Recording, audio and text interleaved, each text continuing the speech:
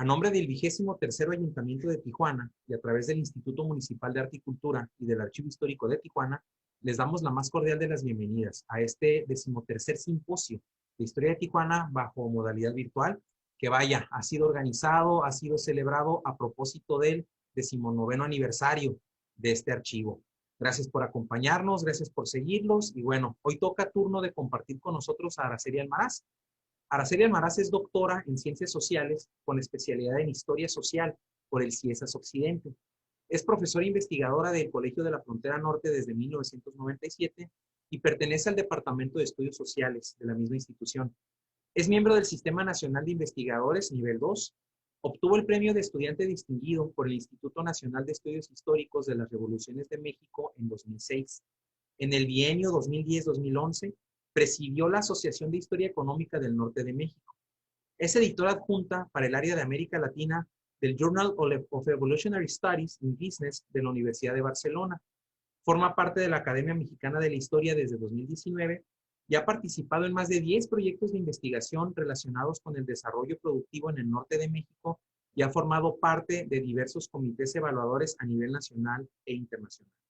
Sus temas de investigación, sistemas productivos, estudios empresariales, estudios de la frontera México-Estados Unidos y vaya, sus publicaciones más recientes, Familias Empresariales en México, Sucesión Generacional y Continuidad en el siglo XX y The History of Entrepreneurship in Mexico, Contextualizing Theory, Theorizing Context, el cual, bueno, tenemos entendido que está en prensa, si no es que ya se editó, ya se publicó. Y comentábamos que forma parte de la Academia Mexicana de la Historia, pero hay que mencionar que pues, recientemente ha sido designada como corresponsal en Baja California, si no me equivoco. Pero bueno, ya la doctora nos precisará ahí el nombramiento porque pues es de reciente cuño y pues estamos muy contentos de que una personalidad, una científica, una investigadora de la talla de la doctora Araceli Almaraz represente a Baja California en la Academia Mexicana de la Historia y viceversa, que bueno, comparte ese honor junto con el doctor David Piñera Ramírez. Y bueno, la doctora Almaraz nos dicta conferencia magistral titulada Las primeras 25 sociedades mercantiles en Tijuana, acontecimientos del ambiente del emprendimiento, 1916-1920.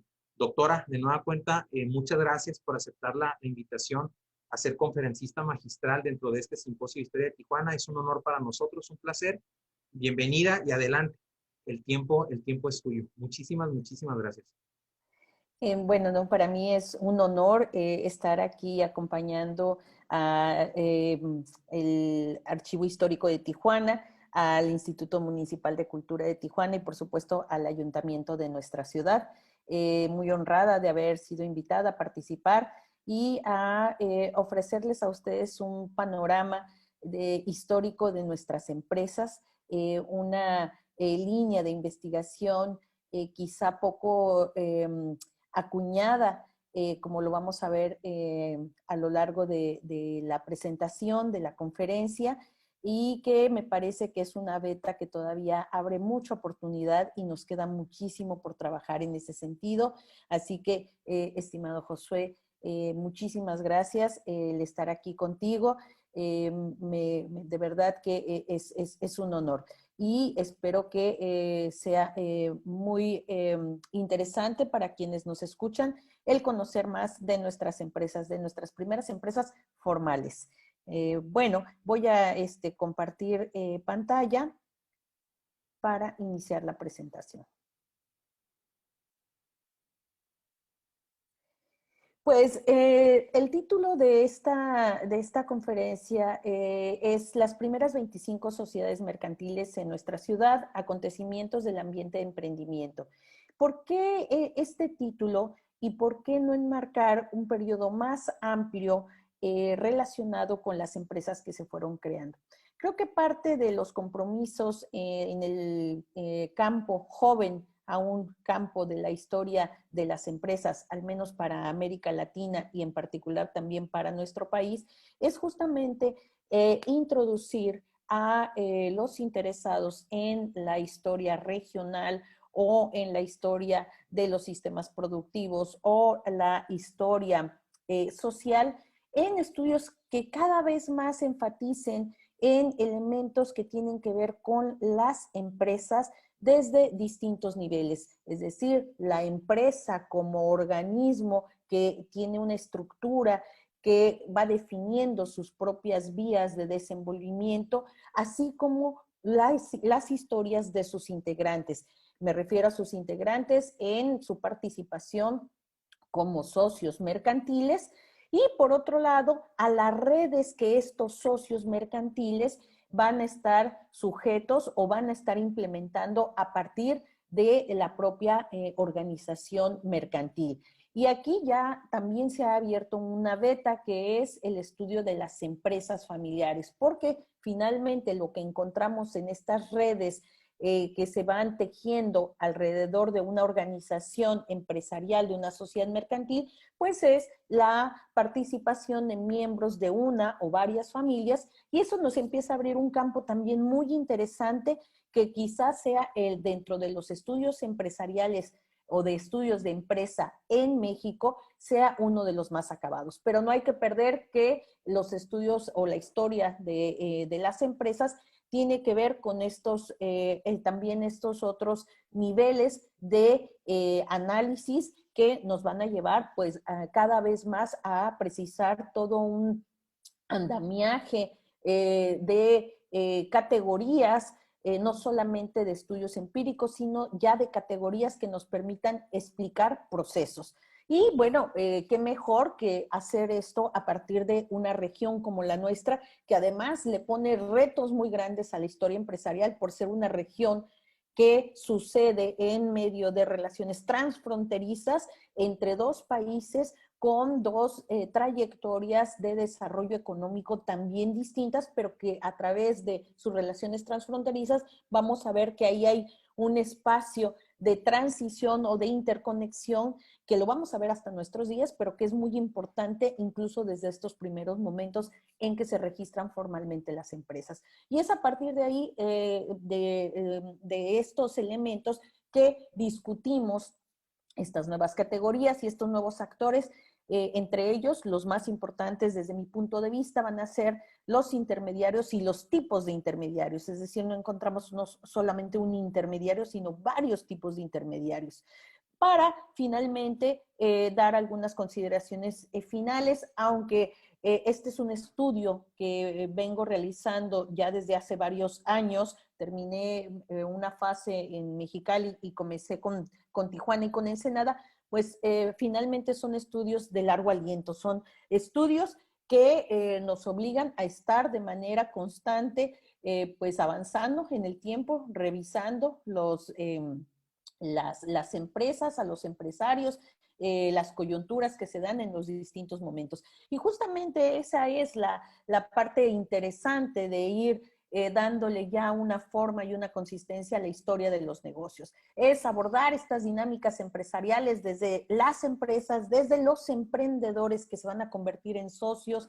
desde esas familias que muchas veces son la base de la sociedad mercantil, y cómo van definiendo tanto redes muy acotadas o grupos que tienen mucho mayor alcance. Pero precisamente estas dinámicas enfocadas en la estructura de la sociedad mercantil como en la organización nos permiten entender también procesos globales y tecnológicos que se están dando en ciertos momentos. Lo vamos a ver muy particularmente en 1915, cuando se abre el Canal de Panamá, y eso va a tener un impacto directo en la organización también económica de nuestra región. Un desenvolvimiento productivo que va a redefinir o a ir modificando la organización espacial, como lo vimos a partir de 1916 y hasta la década de los 20, que es donde nos vamos a quedar en esta reflexión, pero que va a empezar a definir cambios en la organización espacial. Y finalmente estos conceptos clave que nos empiezan ya a ser cada vez más persistentes, incluso en las publicaciones que encontramos ya sobre historia de negocios, tanto en México como negocios de la frontera norte, y que están relacionados con espacios productivos, económicos, empresariales, sociedades mercantiles de base familiar, incluso ya también de familias empresarias o familias empresariales, y que tiene que ver con una larga trayectoria de grupos familiares que generación tras generación van a ir definiendo nuevas empresas van a ir definiendo ya una configuración propia en el campo de los negocios donde la familia es una base. Y lo vamos a ver con los Barbachano, que van a estar presentes desde esta etapa que vamos a analizar.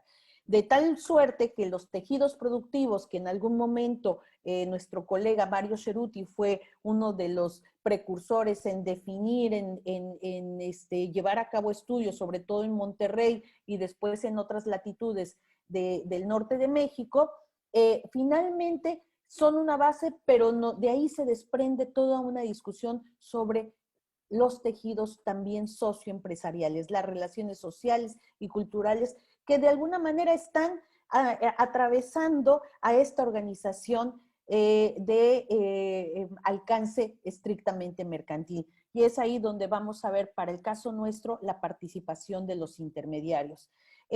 Finalizo esta parte introductoria, pero que tiene que ver también con lo teórico, porque creo que es importante reiterar las ideas, sí, de Schumpeter con esta visión de estudiar al empresario como agente del cambio. Sin embargo, en contextos muy particulares como los nuestros, tenemos que ser muy enfáticos en qué tipo de emprendedor o empresario estaba llegando a nuestra región, sobre todo después de 1874, cuando se establece la primera aduana y empieza a haber algún tipo de actividad de intercambio mercantil. Y en particular con el puerto de Ensenada, que va a ser la conexión hacia el norte del tráfico de mercancías. Pero también tenemos que discutir y rediscutir sin duda las propuestas de Chandler, no solamente porque encontramos muchas familias que siguen persistiendo en la actualidad, sino porque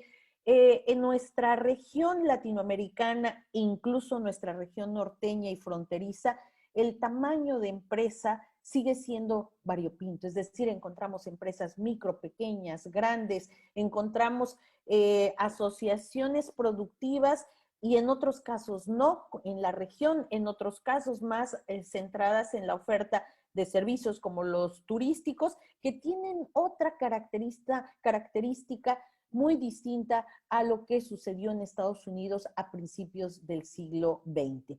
En ese sentido, creo que estamos en muy buen tiempo de empezar ya a formular lo que serían las bases de una corriente dentro de la historia económica en América Latina, cuyos esfuerzos empezaron hace más de 25 años, pero que con particular acento podemos ya enfocarnos en lo que es el estudio de los negocios a partir de los lazos mercantiles, de las relaciones que a nivel espacial se están dando y que de alguna manera nos van a llevar a entender variaciones dentro de la propia organización capitalista con nuevos actores y categorías.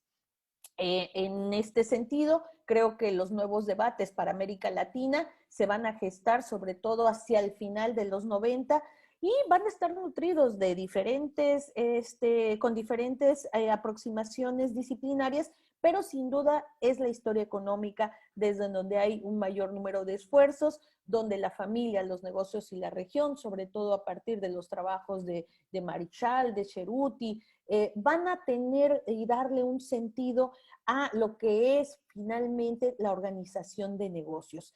Para la frontera norte, este capitalismo divergente, a veces más asociado a lo que sucede al sur de Estados Unidos y menos en relación a lo que sucede en el centro de México, nos va a permitir abrir otras dimensiones, encontrar grupos híbridos, encontrar distintas vías de acumulación o distintas oportunidades que se van a gestar, incluso, por ejemplo, como lo vamos a ver más adelante, en la minería, porque cuando hablamos del sector minero como un sector de oportunidad, generalmente no pensamos en Tijuana. En Tijuana pensamos sobre todo en estos negocios asociados al esparcimiento, al turismo, a la recreación, pero no pensamos en esta base inicial que tiene que ver con actividades que tienen que ver con exploración y explotación minera.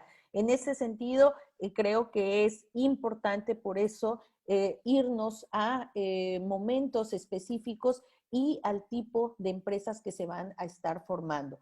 Estos nuevos actores y categorías, como lo he mencionado en otro momento, tienen que ver con la participación de un agente muy particular que para el caso del norte de México y en particular en nuestra región, tanto en Mexicali, Tijuana, Ensenada, van a estar de manera muy presente y que van a ser los concesionarios de títulos de tierras que se van a ir formalizando, que se van a ir finalmente definiendo a finales del siglo XIX, pero que a partir de esos títulos de tierras estos títulos van a abrir la posibilidad de tender puentes y llegar a consolidar sociedades mercantiles, sobre todo con extranjeros que están estadounidenses sobre todo, y más específicamente californianos que están mirando a Baja California como una posibilidad también de ampliar sus capitales desde San Francisco, desde Los Ángeles y también desde San Diego. Pero no solo eso, resulta que en la medida en que vamos avanzando en las primeras décadas del siglo XX y sobre todo a partir de que se establece el registro público de la propiedad, 1912 para Mexicali, 1916 para Tijuana, lo que vamos a encontrar no solamente son estos concesionarios de títulos de tierra negociando y haciéndose parte de nuevas sociedades anónimas donde hay mayoría estadounidense. No, lo que vamos a encontrar, y esto es muy evidente en el caso de Tijuana, van a ser concesionarios y profesionales, es decir, concesionarios que van a tener la posibilidad de explotar ciertas actividades o ciertas áreas que no necesariamente tienen que ver con títulos de tierras, sino que tienen que ver, por ejemplo, con la explotación de alga, que tienen que ver con la explotación de una gasolinera, que tienen que ver con la posibilidad de llevar a cabo actividades en casinos. Entonces, vamos a ver otro tipo de concesionarios y además con actores cuyas profesiones van a ser muy específicas. Vamos a encontrar abogados, contadores, incluso médicos y, por supuesto, los banqueros como hombres de negocios que se van a autodenominar banqueros, no necesariamente hombres de negocios, pero cuando nosotros vamos encontrando en las actas constitutivas, vemos que realmente son hombres de negocios que van a estar en varias sociedades. En este sentido, la manera de ir acercándonos a estas nuevas formas de participación de concesionarios va a quedar muy explícita, sobre todo ya sea organizando como grupo sociedades anónimas o aportando en especie sus concesiones para formar parte de estas nuevas sociedades mercantiles.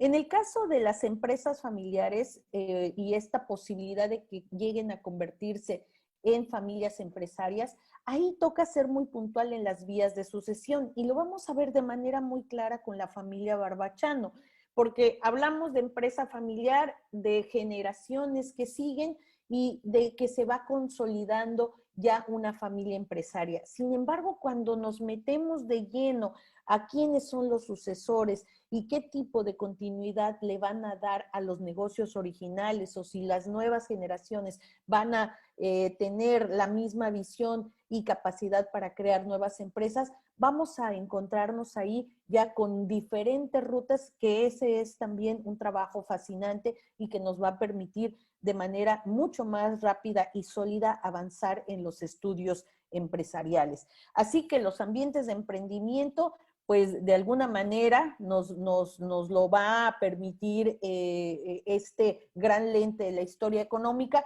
pero sobre todo el lente más pequeño, que es el de la historia empresarial, que nos va a permitir hacer estudios comparados, hacer historia de empresas y también la historia de los empresarios, donde el ver un acta constitutiva nos permite también tener información sobre cómo se dio el arranque de ideas, con qué tipo de productos o actividades iniciaron, porque en la medida en que vamos viendo más empresas de los mismos sujetos, podemos intuir que van avanzando en su visión y van teniendo otras oportunidades y luego cómo finalmente van creando un mercado, porque también esto es otro aspecto importante. En el caso de nuestra región, pues realmente tenemos poca población a inicio de la primera década del siglo XX y entonces realmente nos preguntamos hacia qué mercados se están dirigiendo las actividades de las primeras empresas. Ya lo vamos a ver en un momento.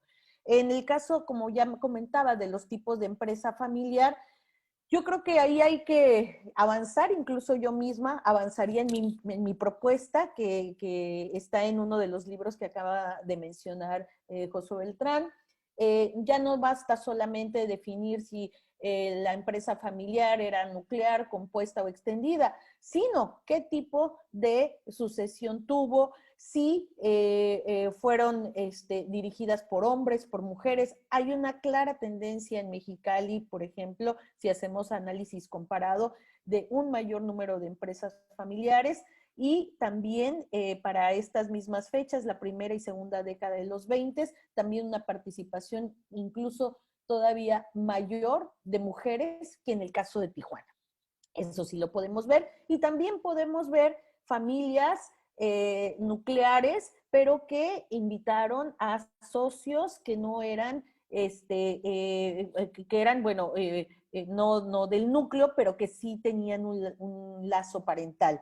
En el caso de Tijuana, no. En el caso de Tijuana, el mayor peso sí lo van a tener algunas empresas o sociedades con base familiar, pero vamos a ver mucho el tipo extendido. Y los Barbachano van a ser un ejemplo. Ellos van a ser empresas donde solamente están la familia nuclear, el padre y los hijos, pero muchas más van a ser solamente uno de los Barbachano con diferentes socios que no son de la familia. Entonces, aquí vamos a empezar a ver variantes muy interesantes que nos van a redundar en también diferentes redes y trayectorias. Algunas compactas, otras extensas, unas duraderas, otras no, como lo vamos a ver en el caso de los Bernstein, y otras de grandes inversiones, incluso desde los inicios.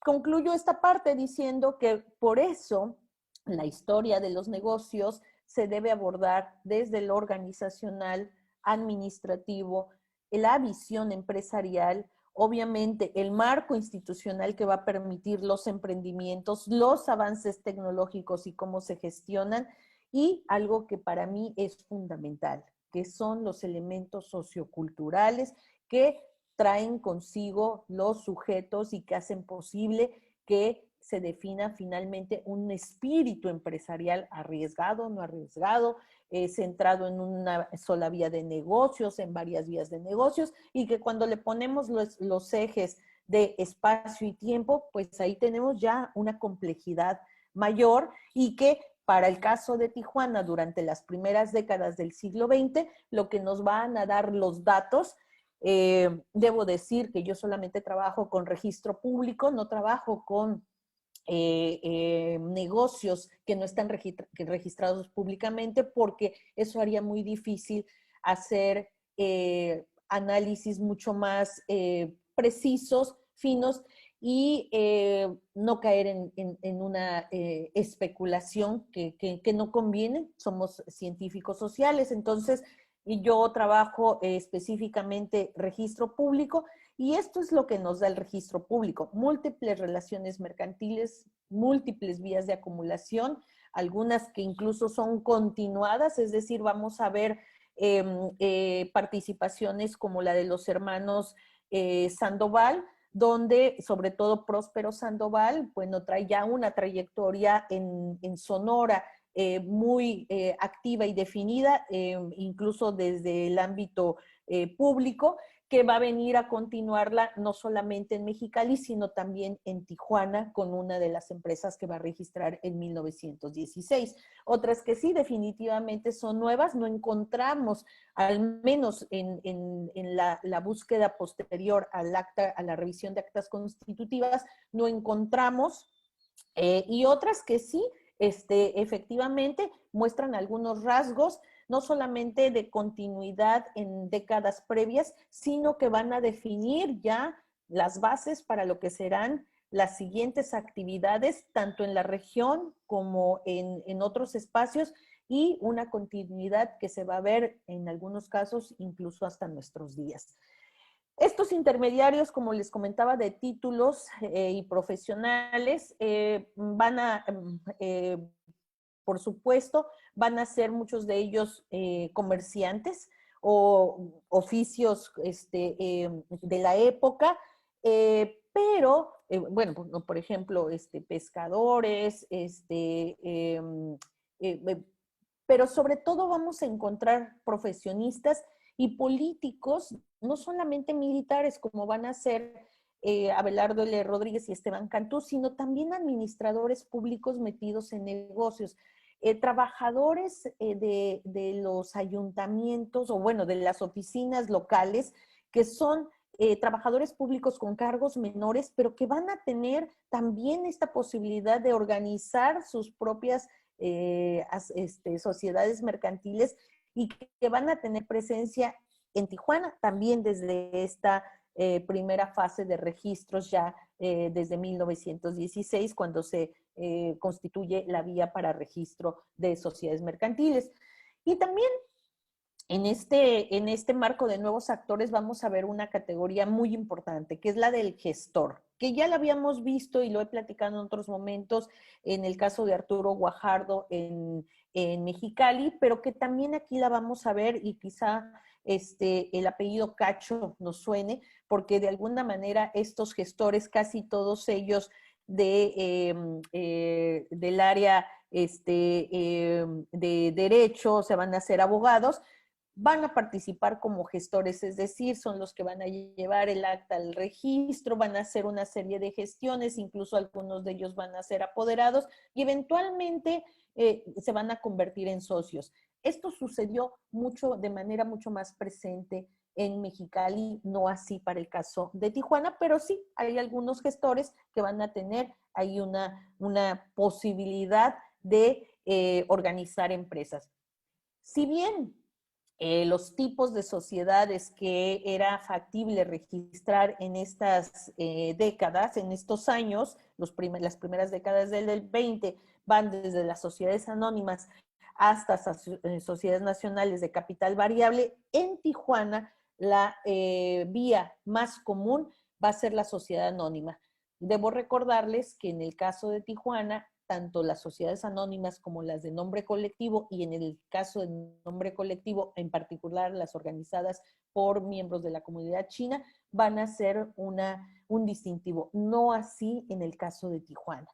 Las actas constitutivas que checamos para estos primeros años del siglo XX están en la sección de comercio, donde, y esto es pues más que nada metodológico, esto es trabajo de campo, nos vamos al tipo de sociedad, a los datos generales de los empresarios, lo cual nos arroja una información muy valiosa. No está para todos los años, pero sí nos permite ya tener una idea de cómo incluso se fueron moviendo, es decir, dónde nacieron, dónde estaba su domicilio anteriormente y también esta binacionalidad. Vamos a encontrar para muchos emprendedores de esta época que tienen domicilios en ambas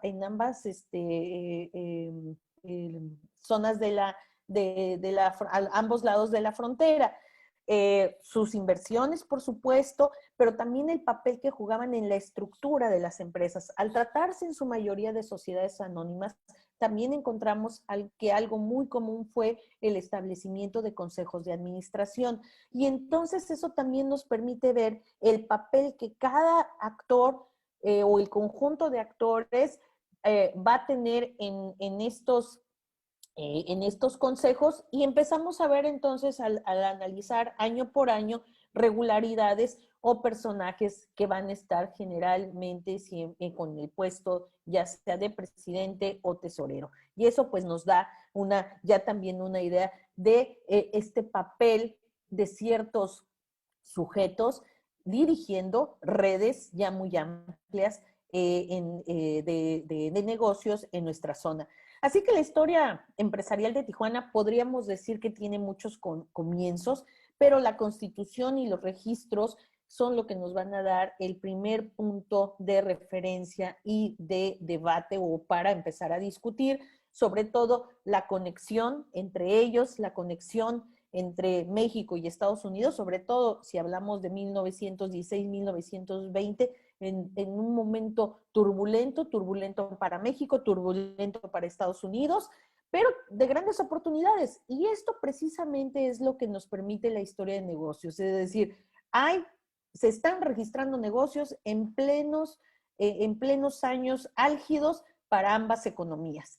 Y esto nos lleva a preguntarnos incluso sobre no solamente sobre el marco de acontecimientos, sino qué fue entonces lo que permitió el emprendimiento.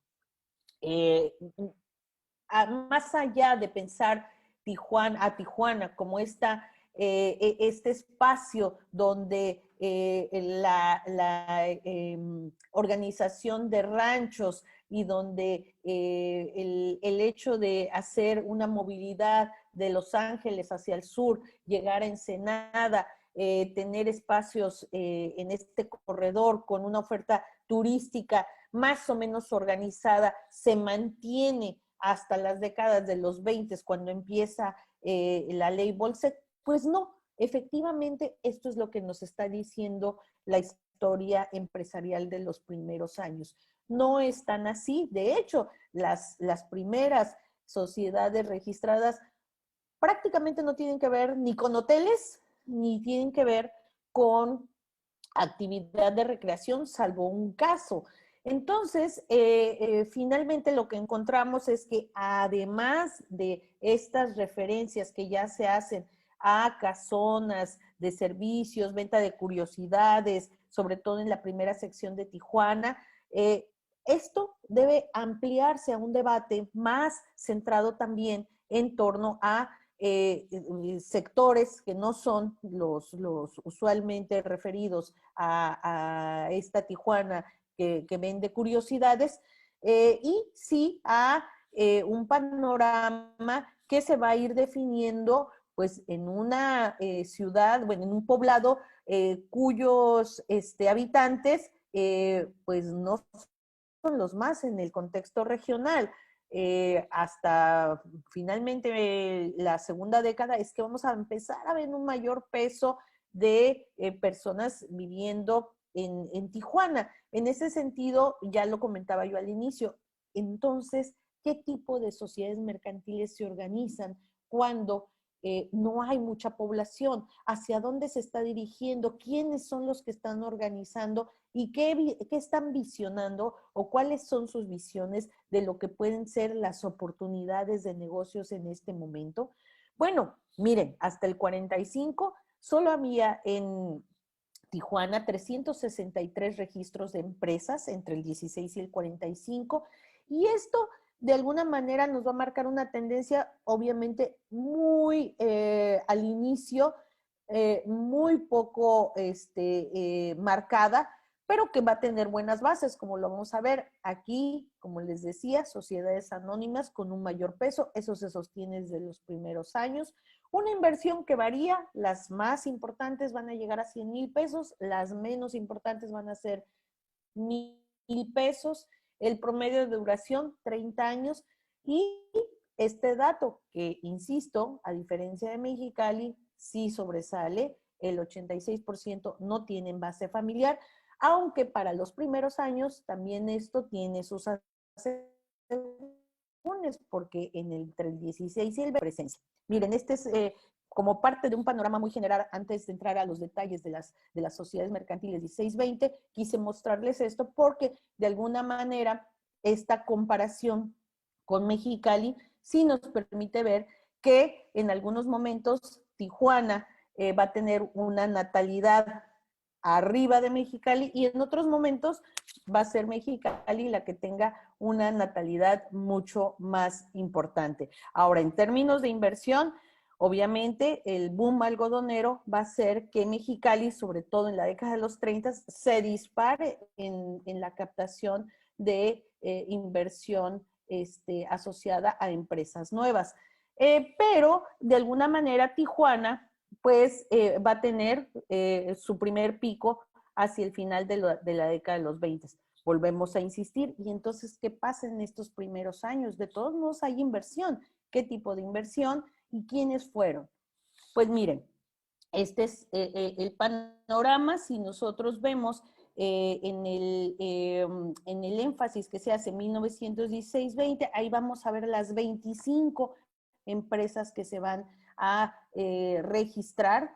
Y como les decía, venimos de momentos álgidos o estamos en medio de momentos álgidos tanto para México como para Estados Unidos. Aún así, la participación de estadounidenses y mexicanos es muy importante. Tanto los italianos como los chinos y los españoles van a tener una presencia mucho más en la década de los 20 y 30, no así en los primeros años.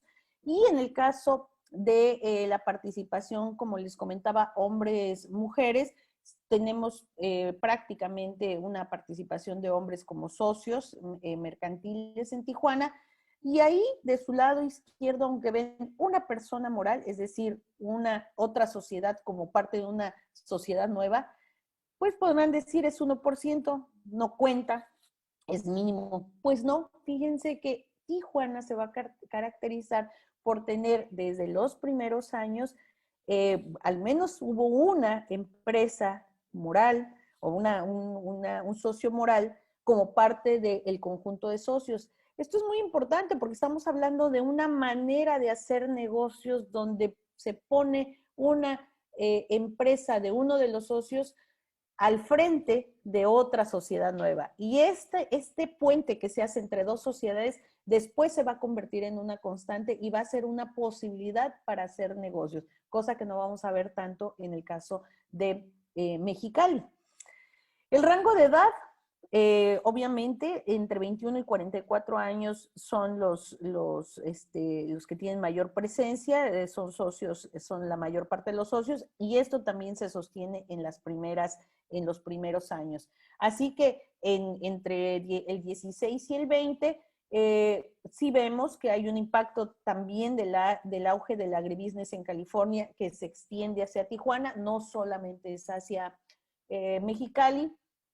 También vemos que la lucha armada y estos desplazamientos van a tener importantes o van a tener presencia en la organización de negocios. Ya lo vamos a ver ahorita con el Ursúa Farías, no tanto como en Mexicali, pero sí de alguna manera estos desplazamientos también van a atraer a ciertos grupos que se van sobre todo a residir temporalmente en San Diego y que van a ver la oportunidad de hacer negocios también en Tijuana.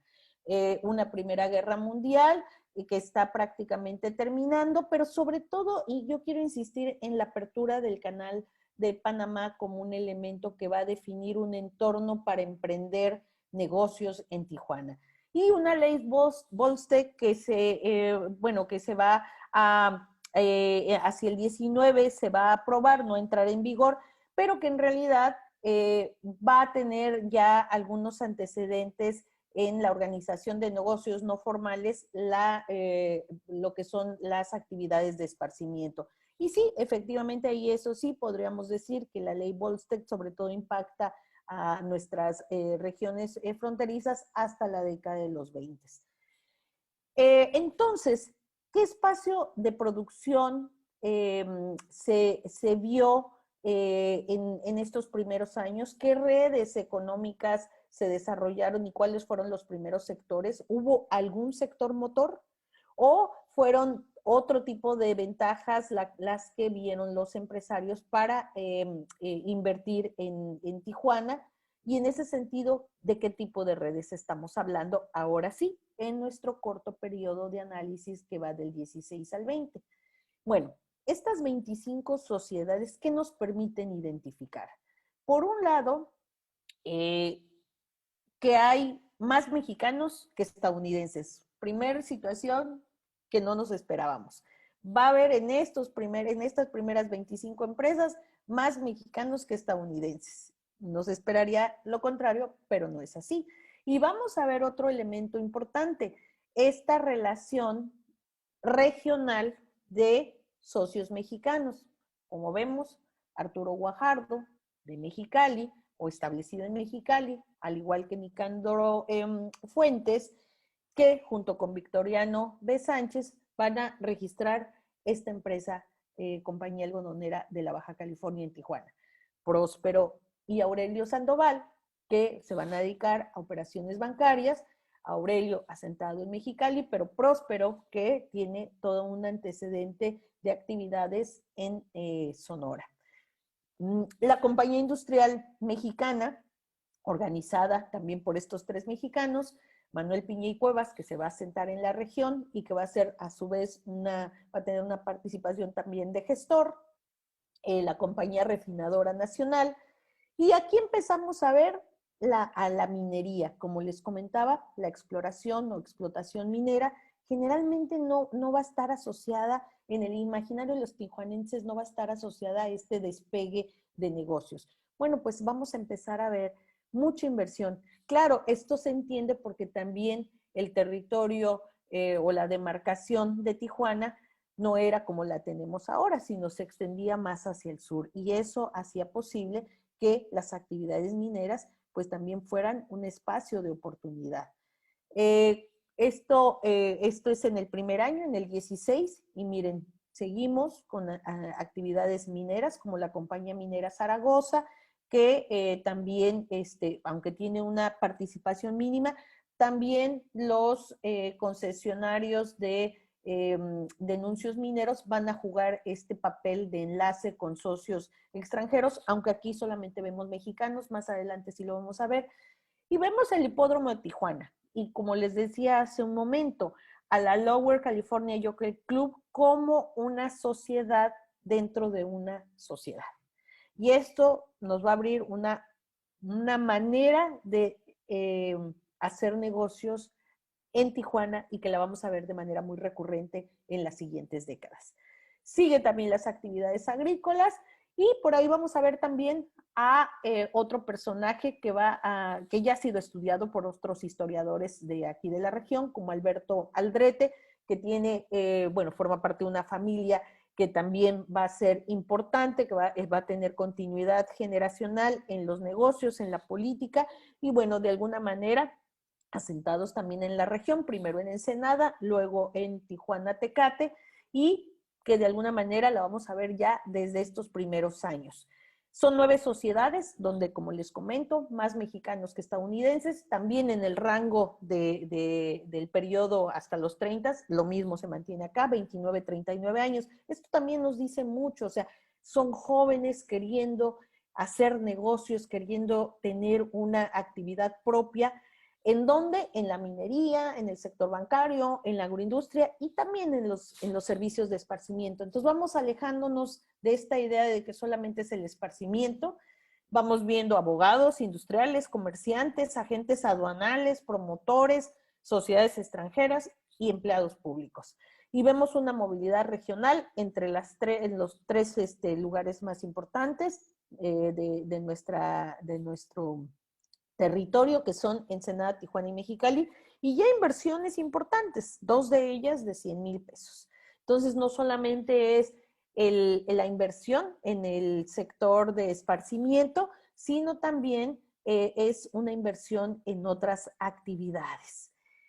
Sin embargo, 1915 va a ser para Baja California y en particular para Tijuana una oportunidad en medio de la apertura del Canal de Panamá y de la Panama California International Exposition, o la exposición de los jardines, o como la feria de los jardines, como también se le ha llamado, y que obviamente tuvo una preparación incluso desde 1909 por parte de Gilbert Davidson, presidente de la Cámara de Comercio de San Diego, que va a fundar varios bancos o casas comerciales y que finalmente va a incentivar. Pero que en medio de la preparación de estas actividades, donde va a haber una inversión impresionante y obviamente va a querer ganar terreno como puerto a San Francisco, pues San Diego va a querer echar la casa por la ventana. Van a hacer innumerables obras de embellecimiento, pero también para atraer capitales, y que va a estar relacionada también con toda una red de hombres de negocios de la talla de Sprinkles, pero también de otros personajes como Ulysses Simpson Grant, hijo de un presidente, y también vamos a ver este desplazamiento, si se dan cuenta, en estos personajes alrededor de la Panama California Exposition de San Diego, pues prácticamente ninguno es de California, ¿no? Entonces, es lo mismo que pasa también acá en Baja California o en Tijuana.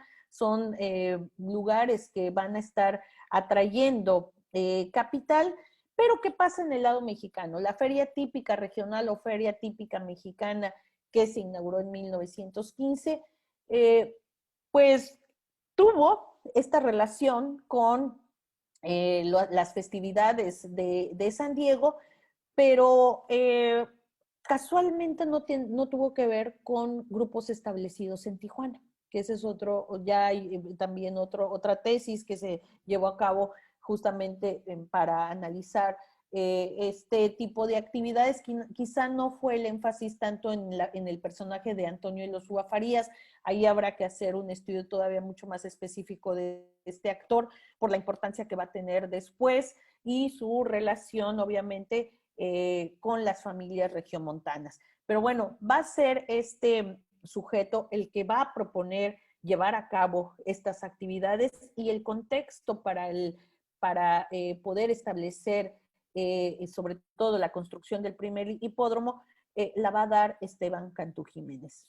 Este es el marco de normativo que va a permitir ciertos negocios, en particular este tipo de negocios, pero sobre todo la visión de sujetos como el Usuamar Farías, que estaba en San Diego y que finalmente vio la posibilidad de establecer también una feria en medio de las actividades de festejo en San Diego. El permiso de construcción del hipódromo tuvo como accionistas a Aldrete, Alberto B. Aldrete, a Hutchinson, que va a ser otro personaje de California, sobre todo de la frontera con Mexicali, pero que se va a mover en la región y que va a tener actividad en ambas ciudades, tanto en Mexicali como en Tijuana. Carlos Bernstein, que viene de la unión de dos familias, los Riverol y los Bernstein, y que también va a tener un papel interesante ahí en varias sociedades mercantiles. Quizá no solamente es la parte de los negocios familiares, sino su capacidad de enlazarse con los distintos socios más importantes de la época para poder moverse en este mundo de negocios. Este es el tipo de intermediario socio menor, pero también socio mayor en otros negocios que interesa mucho analizar porque van a hacer posible que empresas de inversionistas que son estadounidenses, que no les interesa vivir en México, sigan funcionando gracias a este tipo de gestores, este tipo de intermediarios que siguen subsistiendo hasta la actualidad. Y bueno, James Kofrod, a través de la Lower California Jockey Club, y que ahí les decía, aunque ese es un 1%, es una empresa la que va a ser una empresa moral dentro de otra empresa, dentro de otra sociedad anónima, final de cuentas se convierte en el punto de relación con negocios relacionados al esparcimiento en California y que más tarde va a tener otros frutos con la relación que va a sostener con Abelardo L. Rodríguez. En el 17 vamos a ver no solamente que los Bernstein, los hermanos Bernstein, Guillermo y Carlos, mantienen su participación en Tijuana, aunque viven en Ensenada, y están gestionando concesiones, y de ahí la importancia, insisto, de los intermediarios. Esta industria, que es Compañía Industrial del Pacífico, dedicada al procesamiento de productos marinos, la van a llevar a cabo porque uno de los hermanos Bernstein, Carlos, va a conseguir una concesión para poder explotar el alga marina. De lo contrario, no hubiera sido posible llevar a cabo esta sociedad. Pero también vamos a ver ya la presencia de la familia Barbachano. Y también ya en este momento una compañía minera denominada Peninsular, Sociedad Anónima, de Alejandro Sabín y Silvio Blanco, que si bien tenían negocios informales anteriormente, van a darse la tarea de registrar y seguramente porque para llevar a cabo la actividad minera requerías tener la concesión para la explotación de los recursos minerales. Por lo tanto, tenía que haber un registro. Pero aquí está el otro caso, en 1918, lo que les comentaba, Rubén Barbachano va a participar con otros socios que no son de la familia. Sin embargo, si sumamos la presencia de los Barbachano en la organización de negocios en esta época, pues va a ser muy importante. Y de ahí, insisto, el que tengamos que ser mucho más precisos con el trabajo en historia empresarial de los sujetos, de sus familias, pero de la presencia de sujetos de una misma familia en otras empresas. Bueno, en el 19 volvemos a ver a Bernstein y a los Riverol, también a Silverio Romero, que van a tener presencia también continuada en las próximas décadas. Pero aparece también aquí un personaje que parece ahí como, pues, 50,000 pesos, son servicios de arrendamiento de tierras, como que no llama la atención este personaje ni esta asociación con Francis Collins, que va a tener otras empresas en Ensenada. Pero dos cosas en esta compañía. Primero, va a ser otra de las empresas que va a tener una persona moral dentro de la nueva empresa. Como les comento, esto parece que se va a seguir haciendo regular. Y segundo, las posibilidades que Francis Collins ya había visto en Ensenada o en la parte que se extiende hacia el norte, hacia lo que hoy es Rosarito o Puerto Nuevo. Ahorita lo vamos a ver. Y también es interesante ver que en 1920, otra de las sociedades registradas, la Zaragoza Investment Company, relacionada a la oferta de servicios, pues va a estar con los nombres de William Clayton, nada más y nada menos, ¿no? El zar del algodón. Y Harry L. Titus, uno de sus socios en la región, sobre todo con un peso muy importante en el sur de California. Y como vemos, siguen la minería, siguen los servicios y sobre todo los servicios de arrendamiento. ¿Qué redes surgen de estas asociaciones o de estas sociedades mercantiles entre el 16 y el 20? Pues no solamente la de Titus con Aldrete, que se va a dar no solo en una, formalmente en una de las empresas, sino en otro tipo de relaciones que van a seguir sosteniendo con nuevas empresas, pero Titus además asociado a Sprinkles y Titus asociado a Clayton. Entonces ahí vemos algo interesante, pero también vemos la presencia ya de familias que van a tener una participación importante, como son los Berten Riverol, a través de 2 generaciones, con un liderazgo múltiple, pero de los cuales no vamos a ver una continuidad marcada, a diferencia de los Barbachano. En el caso de los Bernstein Riverol se va a perder el apellido y va a quedar prácticamente ya en las décadas, sobre todo en los 30s y 40s, no una presencia de actividades asociadas a las dos familias. Cosa que no sucede con los barbachanos, que ahí, aunque se pierde el apellido, la participación de las empresas y la continuidad de las empresas y los segundos apellidos a través de la familia, sobre todo Torres Chabert, sí va a quedar y le va a dar continuidad a el predominio de liderazgo que primero lo va a ejercer el padre de los Barbachano, luego uno de los hijos, una presencia muy fuerte, incluso dirigiendo la Cámara de Comercio de Tijuana y la introducción de diferentes servicios. Ahorita voy a tocar el caso de los Barbachano, pero quiero detenerme en Dassinger. Este personaje que va a tener una inversión en nuestra región y va a estar asociado con Collins es representante de la Shore Acres Country Club. Y hasta el 1921, estuvo casado con Daisy Canfield, hija de Charles Canfield, un magnate de la industria petrolera e inmobiliaria de California, quien además promovió en 1902 la Mexican Eagle Petroleum Company, mejor conocida como la Pan American Petroleum. Pero algo que nos puede ser más común es que esta empresa, al ser expropiada, se convirtió en Petróleos Mexicanos.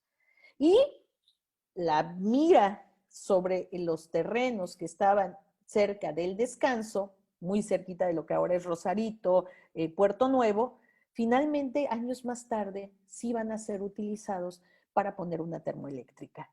Entonces, estas son las cosas interesantes y la visión que ya traían varios personajes como el caso de Dassinger. Por otro lado, como les comentaba, no es casual. Collins ya va a estar en Ensenada establecido y es más, en Ensenada, estas más de 14,000 hectáreas se le habían vendido a la compañía explotadora de la Baja California que estaba conectada a Dassinger precisamente por Collins y cuya intención era la extracción de petróleo. Entonces, ahí vemos cómo se cierra esta visión y estas asociaciones que aparentemente Collins en Ensenada, Dassinger en Tijuana y las relaciones de Dassinger con otros personajes del mundo de los negocios fuera de Tijuana. Esto solamente lo podemos ver, pues obviamente después de una revisión muy acuciosa de las actas constitutivas de las diferentes ciudades de nuestra región. Perdón. Ok. La familia Barbachano, no me detengo mucho. Manuel P. Barbachano sigue la ruta hacia el norte, llega a nuestra región para transformarla. Y cuando digo llega a nuestra región para transformarla, no es simplemente una frase menor. Manuel padre y sus hijos se van a convertir en inversores y visionarios, hombres de negocios, fundadores de más de una decena de empresas que van a transformar a la región. Desde el inicio, las 4 sociedades mercantiles que fueron la Peninsular, el Sindicato de Inversiones, la Compañía Mercantil Irán y la Compañía de Teléfonos en el 26, van a ser posible que se transforme o que empiece una transformación cada vez mayor en nuestra región. No solamente es la compra del Hotel Rosarito, sino esta carrera prometedora introduciendo gas, carreteras, que pudo haber sido mejor, que pudo haber sido otra manera, pero en historia y sobre todo en historia de negocios nos valemos de los hechos y de lo que está ahí, de los registros.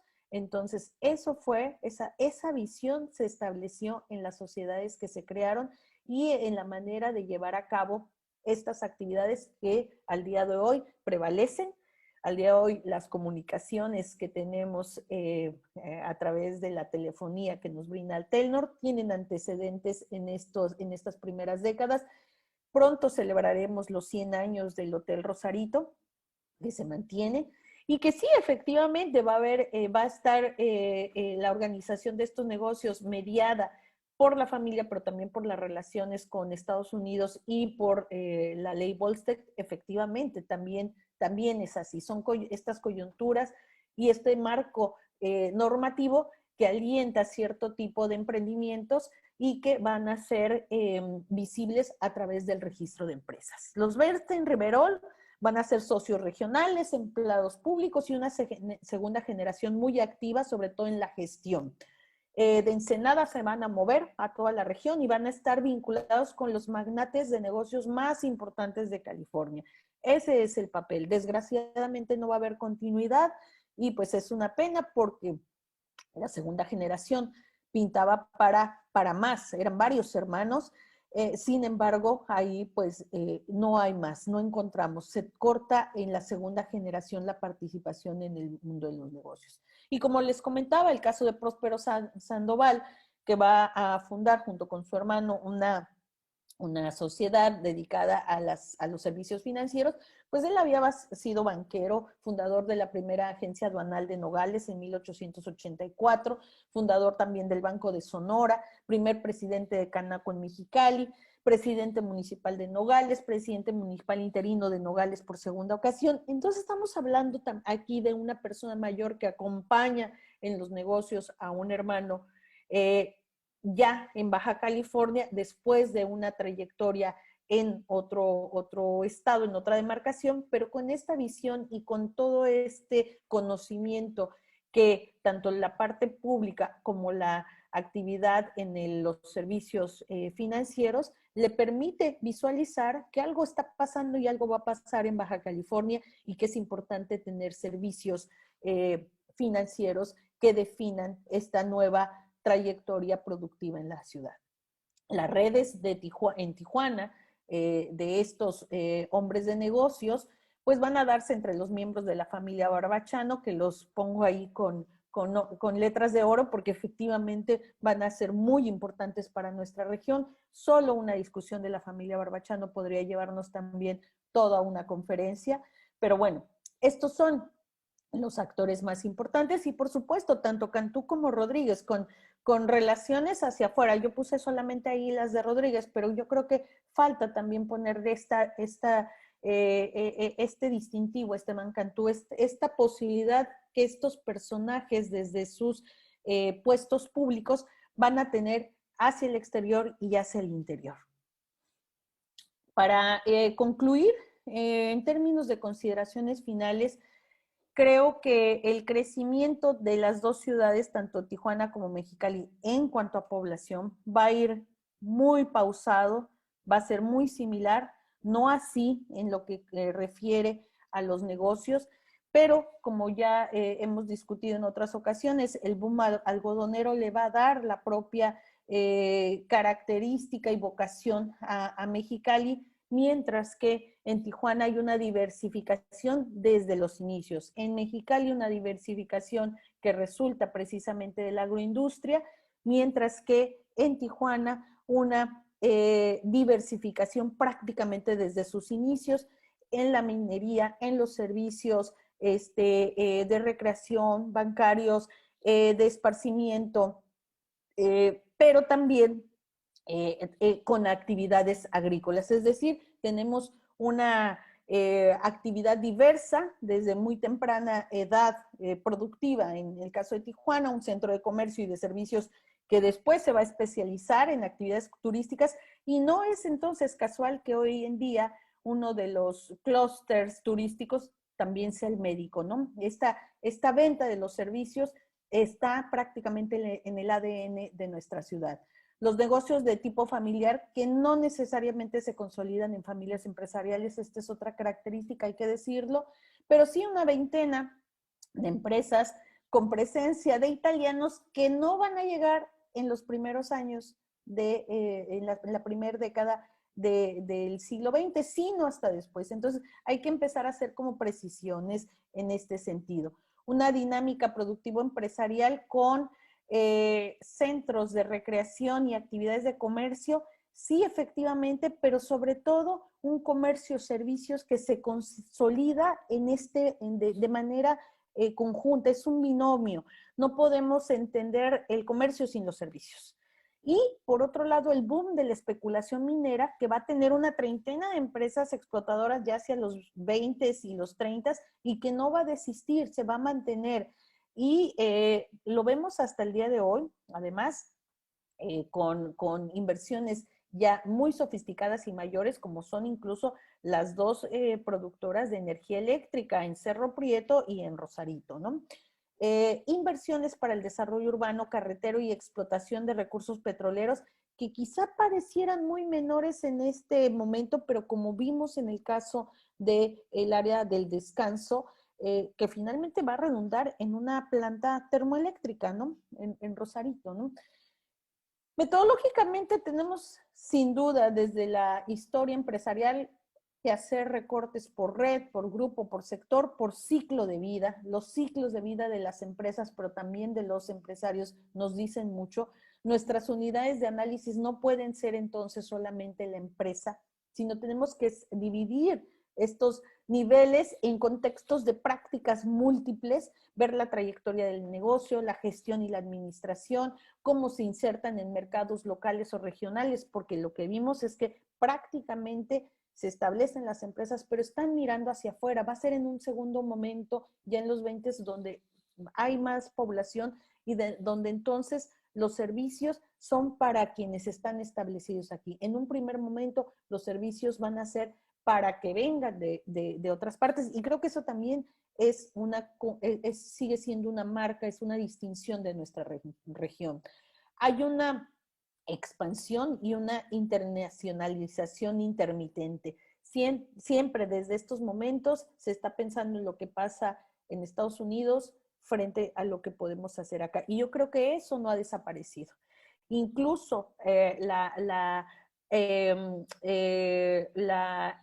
incursión en lo que van a ser tanto el tendido eléctrico como el tendido telefónico, los barbachanos lo van a pensar incluso fusionado desde el primer momento. Por eso, si ustedes recordarán aquel gran apagón que hubo hace relativamente poco tiempo, relacionado con el sistema eléctrico de Tijuana y que se extendió, me parece que también hasta Rosarito, tuvo mucho que ver con este origen binacional de los servicios tanto eléctricos como telefónicos. Y bueno, finalmente esta relación de las instituciones públicas y privadas a través de los gestores es muy interesante, y estos empleados públicos creando empresas también va a ser importante. Insisto, en Tijuana las empresas familiares no son las más, van a ser mucho menos que en Mexicali, pero además hay que decir que las de tipo compuesto van a ser las que tienen una mayor participación. Me parece que ya se los había comentado, lo repetí aquí, el caso de los Barbachano y Bernstein Reverol como dos trayectorias, una que finalmente continúa hasta la cuarta generación que estamos viendo ahorita en el caso de los hijos de Hugo Torres Chabert, y los Bernstein Reverol que no van a tener continuidad. Pero obviamente en el caso de los Barbachano hay que ir viendo estos enlaces entre familias para poder decir que efectivamente hay una continuidad, aunque el apellido en principio no nos diga mucho. Son entonces las diferencias entre estas dos ciudades fronterizas, como lo van a hacer Tijuana y Mexicali, al contrastar, lo que nos permite ver es que en realidad hay un espacio económico que las une, que aunque Tijuana va a tener una dinámica mucho más pausada en los primeros años que Mexicali, finalmente su vocación de servicios turísticos asociada a este corredor que va de Los Ángeles a Ensenada es tan importante como el de los valles Mexicali e Imperial y una cuenca binacional. Entonces, a la hora que empezamos a ver el entramado de los sujetos que están a cargo de los negocios, por eso vemos una red amplia, una red que se extiende hacia todas las ciudades importantes a lo largo incluso del siglo XX, lo vamos a ver y lo vamos a ver hasta ahora, pero donde no solamente las empresas fraccionadoras de inicios de siglo van a ser importantes, insisto, las industrias mineras o de exploración minera se van a sumar a las de alimentos, la ganadería siendo parte de este gran entramado regional, después todo con la presencia de los españoles, que quizá en algún otro momento podamos abordar, pero sobre todo, insisto, este binomio de empresas de comercio y servicios que van a ser muy importantes en nuestra región. Y pues muchísimas gracias. Yo creo que con eso creo que abordamos de manera suficiente estas primeras 25 empresas, sociedades mercantiles registradas en Tijuana y este contexto de acontecimientos que van a permitir su operación y la conformación de redes empresariales. Muchísimas gracias. No, muchísimas gracias a ti, doctora. Muy interesante, sin lugar a duda, porque vaya, se demuestra que no todo se reducía a los bienes y servicios desarrollados o definidos a partir de la Avenida Revolución. Sin embargo, y bueno, por supuesto me refiero a esos giros comerciales que Eric Michael Schantz denominaba o denominó como las industrias de los placeres arriesgados, ¿no? Estamos viendo que de hecho fueron los menos.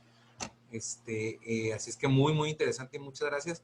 Pero vaya, el que hayamos centrado la atención al tópico de los casinos, de los hipódromos, de los bares, las cantinas, el impacto pues de la ley Volstead sobre esta frontera y particularmente sobre Tijuana, pienso yo que se debe a esa tecnología discursiva llamada fotografía y tarjeta postal, ¿no? Pero vaya, y además como bien dijiste, con la sorpresa de que pues no predominan los empresarios estadounidenses, ¿no? Y lo comentaste de manera muy interesante y muy acertada.